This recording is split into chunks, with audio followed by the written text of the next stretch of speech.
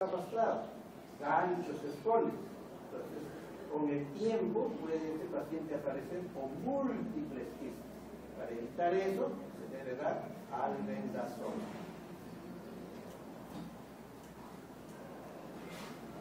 Acá estas imágenes ya son ya de quistes hidroquídicos complicados.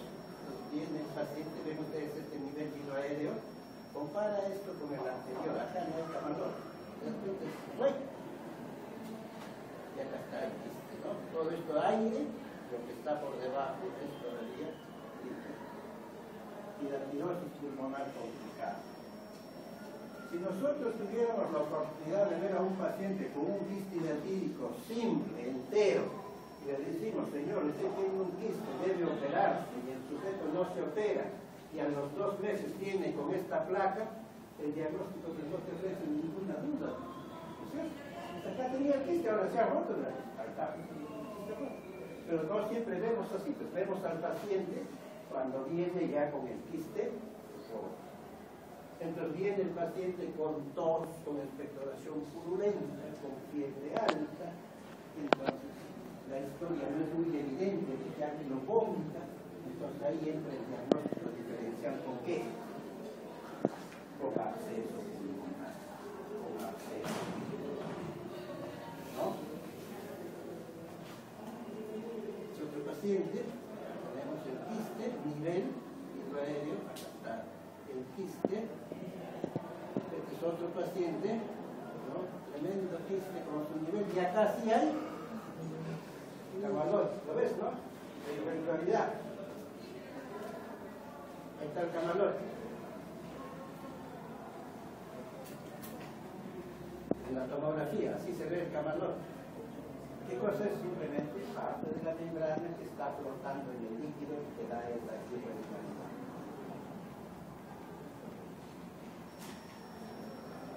Otro paciente que venía del Cerro de Paz, acá tenemos por ejemplo un tremendo quiste entero y otro quiste con un nivel hidroaéreo con signo de camalón. Vuelvo a repetir, todas estas son placas de pacientes atendidos por el servicio de neumología del Hospital Regional. Muchos de estos no son cuentas, son pacientes atendidos nosotros. Pásale, vamos a ir a doctor, que voy a dormir a su casa.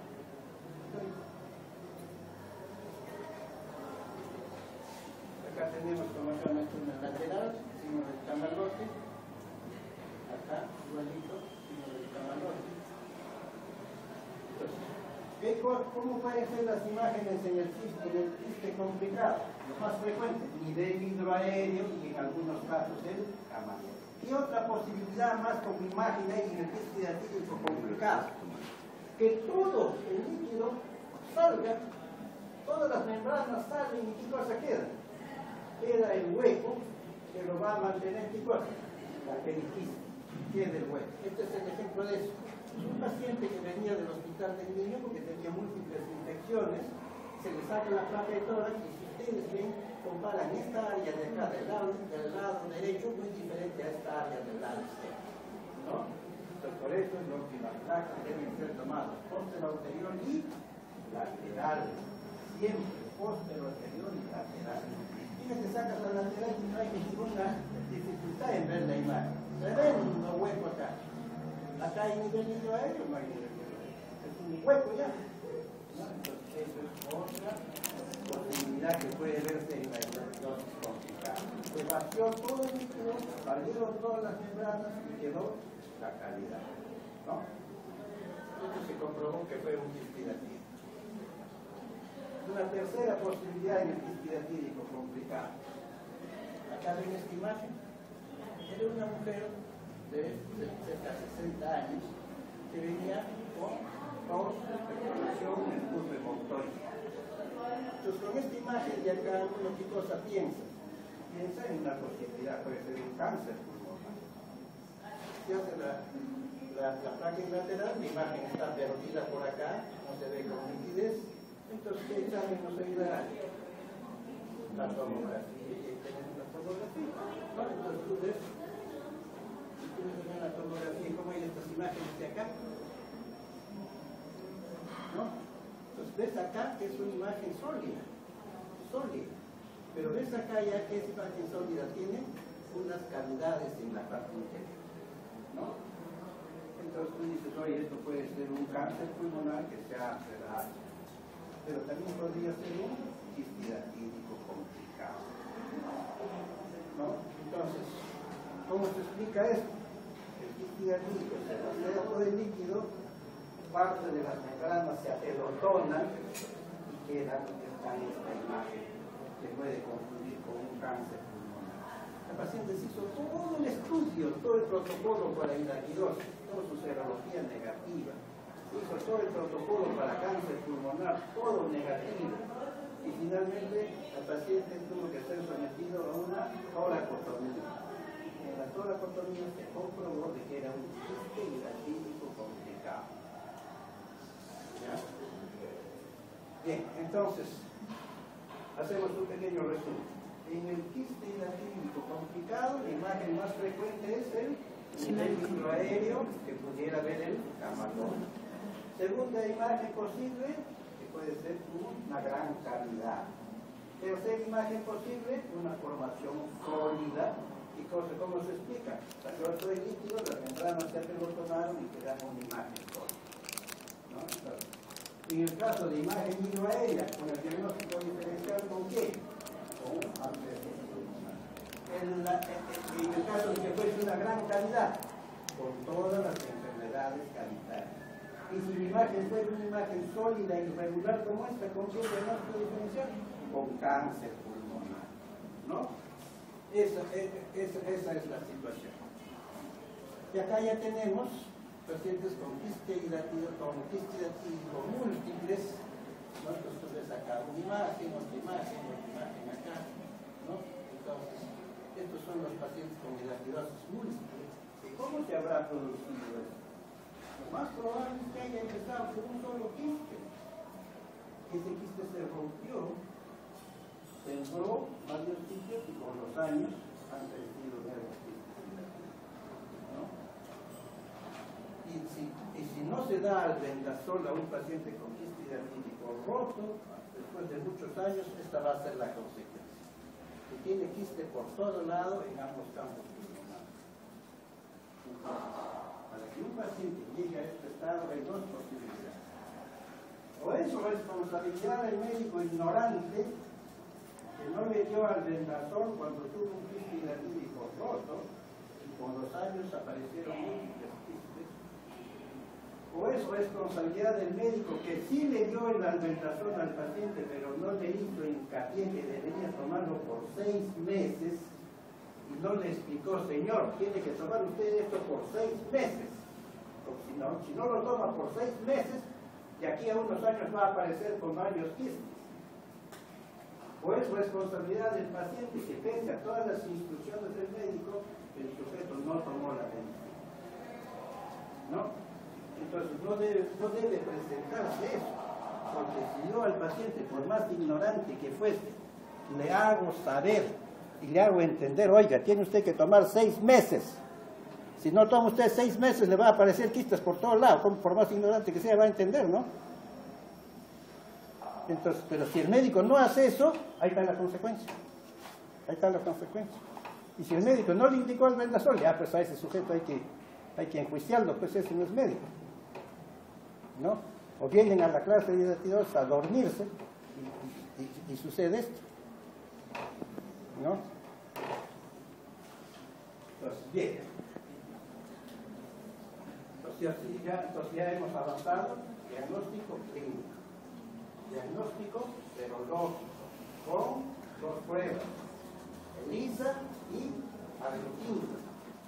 Hemos avanzado con el diagnóstico radiológico y ahora pasamos al cuarto pilar, que es el diagnóstico etiológico. ¿Hasta qué se refiere al diagnóstico etiológico? Tendrás que encontrar, ¿no?, estructuras del quiste que te digan que esta enfermedad es un quiste hidratídico. Entonces, elementos patognomónicos de la hidratidosis pulmonar complicada. ¿Cuáles van a ser esos elementos patognomónicos? La presencia de ganchos y escollos, la presencia de vesículas fijas o la presencia de la membrana hidratídica, ¿no? Si tú encuentras eso, tienes un diagnóstico ya etiológico. ¿Dónde vas a buscar eso? Vas a buscar en las muestras de la vómita. Si tenemos la suerte que el paciente traiga lo que ha eliminado, ¿no es cierto? Si nos trae lo que ha eliminado, en esa muestra hay que pedir al laboratorio búsqueda de ganchos y esporas. Membrana lo vas a ver. Si tienes membrana, lo separas, lo metes a un frasquito, como se llama este, con agua destilada, y lo mandas a patología para que lo puedan estudiar, ¿no? Si no tienes muestra de la vómita, puedes hacerlo en el esputo, porque hemos dicho que el paciente que tiene un quístico complicado, ¿qué sucede en los días subsiguientes? Presenta esputo purulento. Entonces, en esas muestras de esputo se manda a investigar ganchos y esporas, ¿no?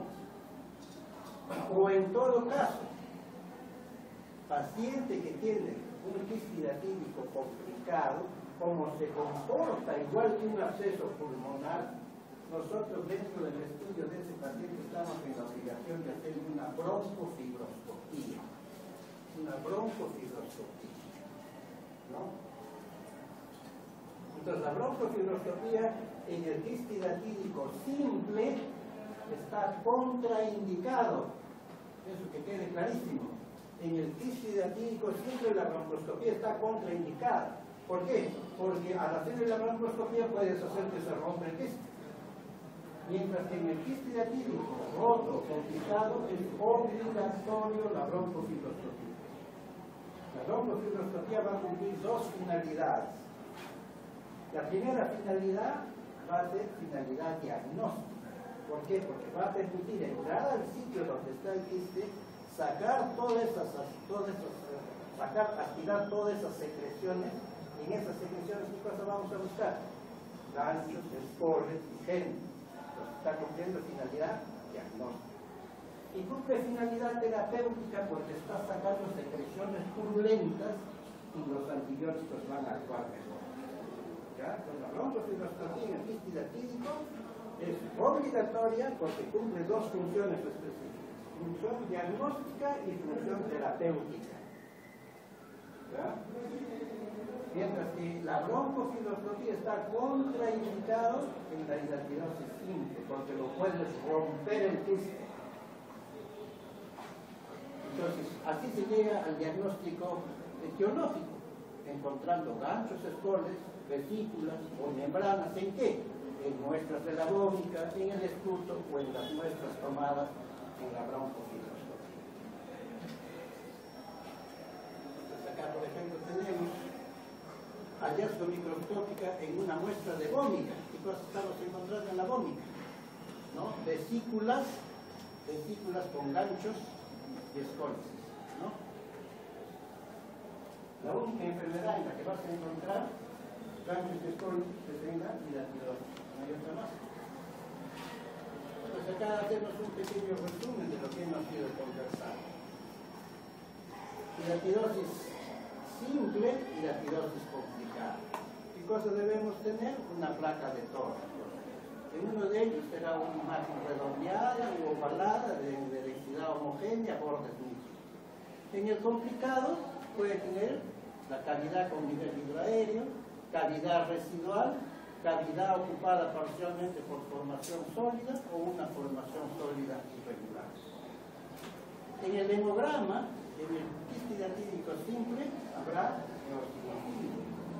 Mientras que en el quiste complicado, porque ya se infectó, va a haber leucocitosis por desviación izquierda.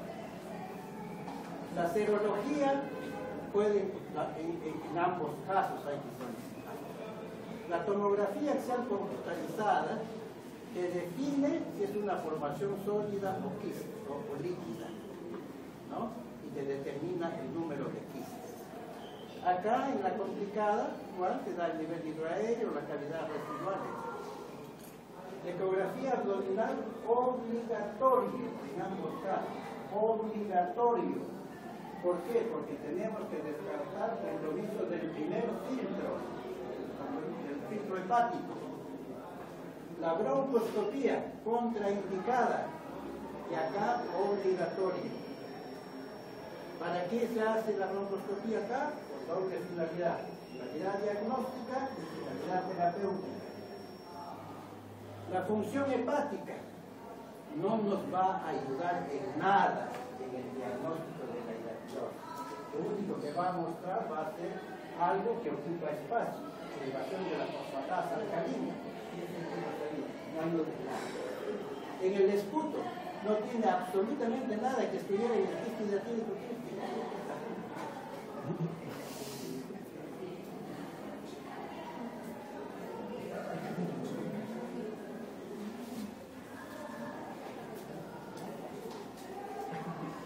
No cerrar la puerta.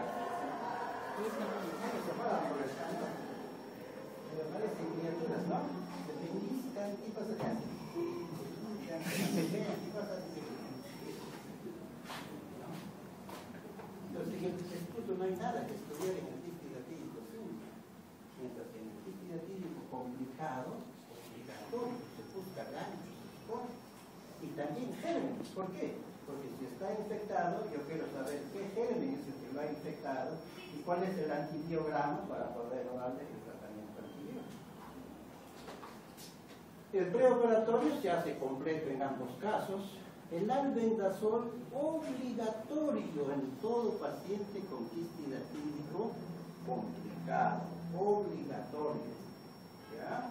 Se da a razón de 10 miligramos por kilo de peso. Y eso por 6 meses. Se hace el diagnóstico, se empieza, se opera el paciente y se cumple 6 meses de tratamiento. De esa manera se garantiza que el paciente no venga con nuevos quistes hidratídicos. En el caso del quiste hidratídico simple, ya hemos dicho, solo si el quiste es muy grande y hay peligro que se rompa en el preoperatorio o el operatorio. Una vez que el paciente se opere y no ha habido ningún incidente, se retira de la alimentación. Y en esto insisto, la literatura es un poco controversial en eso. Gente que no tiene a las clases teóricas y se mete a estudiar por internet y encuentra una serie de artículos, especialmente de origen brasileño, en el cual ellos proponen dar albendazol al quiste hidratídico simple, pequeño. Dice que con la finalidad de reducir su tamaño y después operarlo. Nosotros no hacemos eso. Nosotros acá en el Perú, quiste hidratídico, tratamiento quirúrgico. ¿Ya? Y lo que tomo en el examen es lo que yo expongo, no lo que está en internet. Una pregunta, la albendazol es por 6 meses, pero ¿cuántas veces por semana se da? 10 miligramos por kilo de peso diario por 6 meses. Las tabletas vienen en 200 miligramos.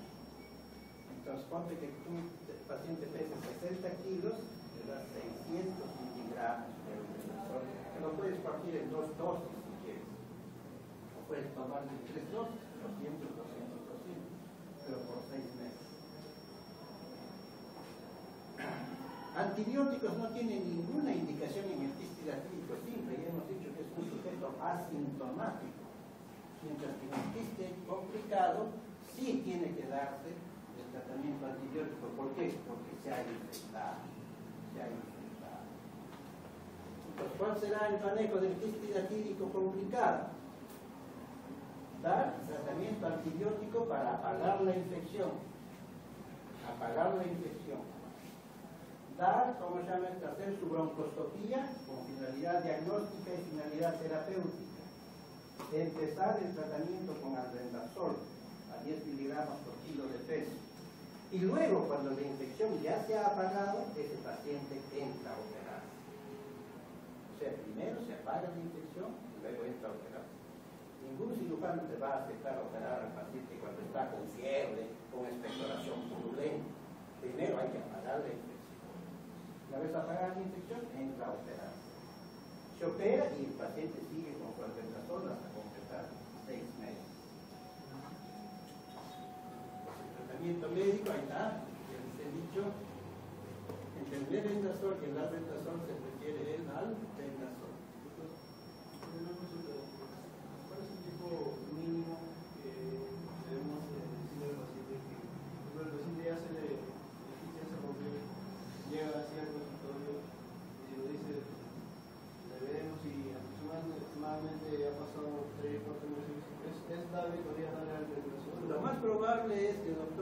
paciente que tenga quiste atípico, ¿qué cosa es lo que va a tener? Va a tener una ronda, ¿no? Y si esa ronda no minimiza el la ronda, no le da importancia de acuerdo a su nivel cultural, el paciente se queda, lo más probable es que en los días subsiguientes nomás va a empezar con fiebre, va a empezar con tos, con expectoración purulenta. ¿Por qué? Porque se infectó el quiste. Y ese sujeto va a acudir a la consulta, porque tiene un cuadro infeccioso tóxico, ¿no? Viene con tos, expectoración purulenta, en mal estado general. Y ahí tú al sacar la catetora vas a encontrar un nivel aéreo, ¿no? Entonces ya, desde ahí nomás ya empieza el estudio del paciente. Va muy difícilmente va a ser el sujeto que se rompe el quiste y no le dé importancia y no le pasa nada hasta que después de unos 3, 4 años venga sembrado por todos lados. Muy difícilmente va a usar esa situación. Entonces, el tratamiento médico, el albendazol, inhibe el ensamblaje de la tubulina en los microtúbulos, de modo que altera la absorción de la glucosa a través de las capas de células germinativas de la pared del quiste. Esto causa depresión de glicógeno y degeneración del retículo endoplásmico y de las mitocondrias de las células de la capa germinal, que resulta en aumento de los lisosomos y subsecuente muerte celular. Ese es el sustento de cómo actúa el albendazol. Es bien tolerado en la mayor parte de los pacientes. El efecto adverso más frecuente es la elevación de las transaminasas hepáticas. Entonces, el paciente que va a recibir albendazol, necesariamente tendremos que hacerle su perfil hepático basal y después controlarlo con un perfil hepático para ver la tolerancia del albendazol, ¿no? Cuidado con el uso de histiretídico complicado con el alzado, ¿no? La dosis, ahí está. ¿En qué otro caso se usa el albendazol? Se usa en la hidratidosis múltiple, en la que ya no tienes posibilidades de operarlo. Ya no vas a poder operar. Entonces se le da albendazol. ¿Con qué finalidad? No para que desaparezcan los que tienen, sino para que los que crecen, al romperse, no sigan sembrando más. En otras palabras, en la hidratidosis múltiple, que ya no es posible operarle, le das albendazol como si quisieras tapar el sol con un dedo, ¿no? La indicación está en el histidatídico complicado que todavía va a actuar, o en el histidatídico simple muy grande que podría romperse en cualquier momento. Esas son las dos indicaciones de la albendazol. Repito, yo no voy a aceptar reclamos, como ha sucedido en algunas promociones, que vienen y presentan un articulito por ahí que han encontrado que dice que se da albendazol en el preoperatorio para que baje el tamaño del quiste y después se opera mejor, que no sé qué. Yo vengo a hacer una clase teórica acá, dan la experiencia nacional del Hospital de Barriet, y eso, sobre eso tomo examen, no sobre internet. El tratamiento quirúrgico es para ambos casos. El tratamiento histidatídico simple, una vez estudiado, pasa al tratamiento quirúrgico. Y el histidatídico complicado, una vez que se ha apagado la infección, entra a terapia. El tratamiento generalmente es quistectomía, ¿ya? No hay resección de parénquima pulmonar. Se saca el quiste y se saca la periquiste. Y después hacen una técnica que se llama capitonaje para que no quede un hueco ahí. ¿Ya? La técnica más usada es la del Lar de Pérez Fontana. Eso seguro que ya lo van a explicar en detalle para que queden ustedes en su curso de cirugía torácica. Acá tenemos esta placa y se ve, este era un chico que hemos visto acá en el 2014, ¿no? Este año, ¿no? Un chico como ya creo que tenía 16 años, tenía de la selva, tenía un quiste vertigo acá y otra, ¿no? Entonces, estos quistes que son bilaterales pueden ser abordados en dos formas. Primero operan un lado, se recupera y después operan del otro lado. O en algunos casos la operación es en un solo tiempo. sacan el quiste diatídico del lado derecho, le dan una vuelta ahí en la mesa de operación y le sacan el quiste del otro lado. ¿Ya? Hay dos formas de sacar, en un solo tiempo o en tiempos diferentes. Eso lo decide el cirujano. ¿Qué cosa entrará en cuenta? El estado del paciente, las facilidades que haya, el tamaño del quiste, etc. En este caso, hicieron dos tiempos. Ustedes sacaron el quiste, este quiste inmenso de acá lo sacaron, y pusieron un tubo de drenaje hasta que se recupere de este lado y después fue abordado por el siguiente quiste por otro lado. ¿Ya? Pero no se vayan a sorprender si antes ustedes se encuentran que dicen, y en un solo tiempo le sacaron los dos quistes, también es posible hacer. Eso ya depende de él si lo saca. Y este caso de acá, ¿de cuándo es este? Este es del año pasado. No, este es del año pasado. Este es una paciente que viene con un quiste diatídico pulmonar. ¿Ven ustedes acá? ¿Ven ustedes acá un quiste, no? ¿Ven ustedes acá un quiste? El paciente venía por manifestaciones respiratorias, pero, como es lógico y hemos dicho, todos los pacientes con quiste diatídico pulmonar podría tener un quiste en el centro. Y esto es lo que tenía la paciente. Acá tenemos una tomografía con el quiste diatídico a nivel pulmonar. ¿No? Ahí está. Ahí está. Calcificado todavía. ¿Ven ustedes la calcificación, ¿no es cierto? Sigues avanzando, ya estás en el hígado, y vas a ver si en el hígado. Un quiste hepático. ¿No? ¿Qué tal si no se le ha sido descarga? ¿No? Entonces, obligatorio, quiste diatídico pulmonar debe descartar compromiso hepático. Tienes dos formas de hacerlo. Le pides una tomografía tóraco-abdominal, como en este caso se ha hecho, o le pides su ecografía abdominal. Pero debes hacerlo. ¿Ya? Esto debe incluir en las diapositivas. ¿Por qué? Porque es muy ilustrativo. El paciente no tenía mayores manifestaciones digestivas. Y sin embargo, acá tiene un quiste diatídico.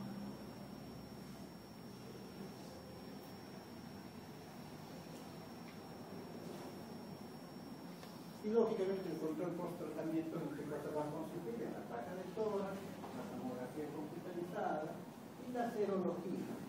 La serología también va a ir disminuyendo con el tiempo. Va a ir disminuyendo con el tiempo. La prevención en qué estará, pues estará en educar a la población sobre la manipulación del perro, ¿no? Manipulación del perro. Y en segundo lugar, lo más importante será la desparasitación de los perros, ¿no? Si desparasitas a los perros, esto va a suceder. Estás rompiendo el punto inicial del parásito adulto del perro, ¿no es cierto?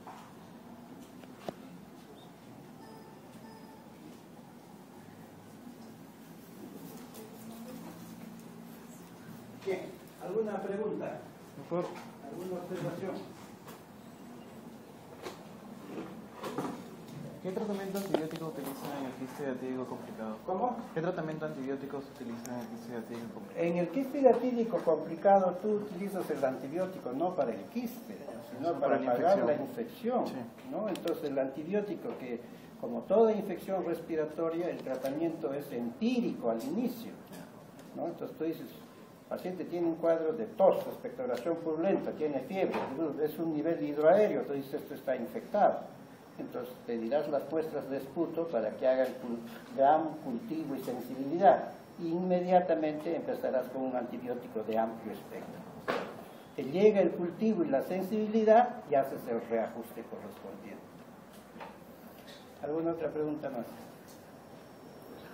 Muy bien.